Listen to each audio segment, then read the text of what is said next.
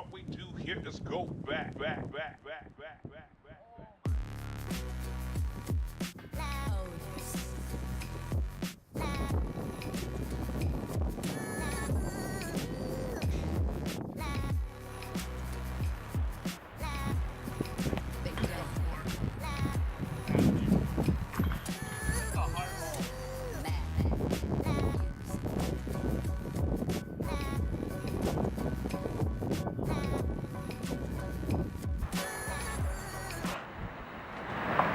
Holy smokes, dude. That just went.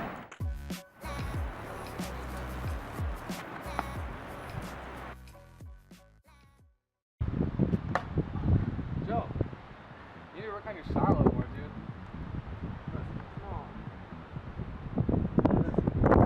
I'm a self-proclaimed expert. I've been playing disc golf for about 3 weeks now, and I know what I'm talking about. So if you want to go outside, have some fun, play with the boys, learn a game of disc golf. Your normal disc drive consists of 3 main things: your grip, your run-up, and your follow-through. Those 3 will ensure that you have a great throw on your next game.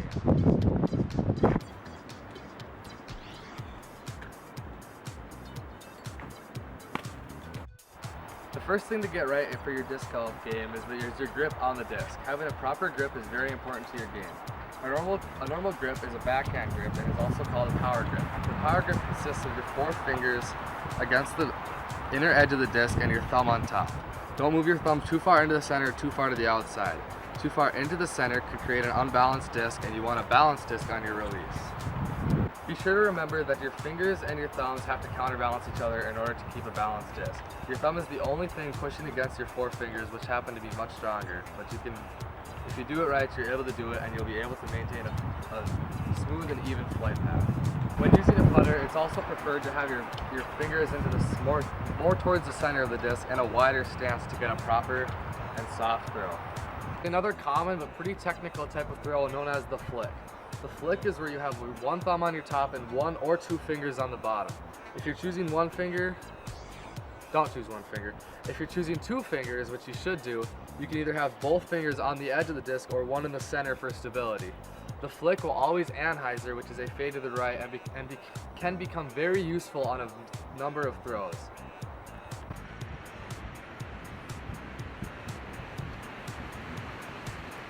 Next on the list is your run-up before your throw. Not every person's run-up will be the same, and not every person needs a run-up. I just use it to get a couple more yards on my throw.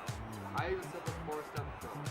I take 2 normal steps with my right and left feet, and then I cross over to turn my body in a simple fluid motion, and then lastly take a huge step to the side and follow through with your throw.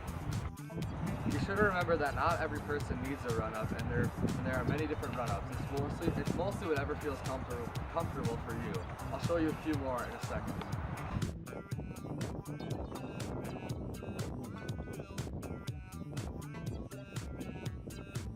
Hey Joe, here we go.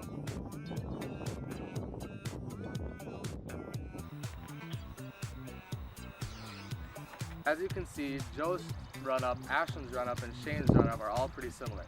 Mine is a little bit different, but that's just because that's what's comfortable for me.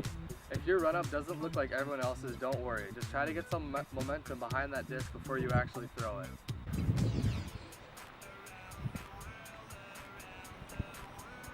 Most important is your follow-through. It's what you do right before your throw. Getting a good follow-through is key to a proper disc play. So what you want to do is you want to maintain as flat of a flight path as possible. Naturally, your disc will curve to the right or the left. That's normal, and it's okay. But what you can do to prevent that from being too aggressive is a proper and even balanced flight path. So what you want to do is when you come back, you want to come back straight as possible. Turn your hips and shoulders along with your arms.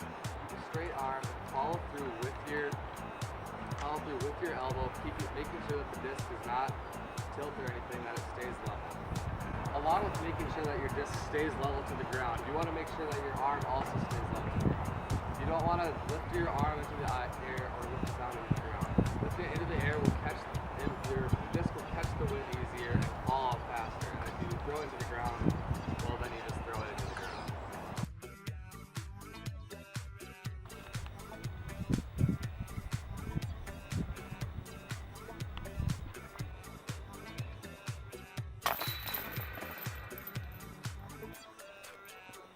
putting, there are a few different ways that people like to putt. The most common is the wide stance and the low stance. Have the disc straight out in front of you, take a few practice swings, keep your feet wide and a low stance. After you take a few swings, just kind of throw it. Personally, one of my favorites is the power putt. If you're close enough and have enough confidence, you can just kind of hold the disc like this and lob it. All in all, disc golf is just a great way to get outside during the summer months. Just remember, keep the disc balanced, keep it flat, and keep it low. Disc golf is not something you can learn from a video real well, and it's not something you can learn overnight for sure. But I hope I see a few of you out on the course this summer.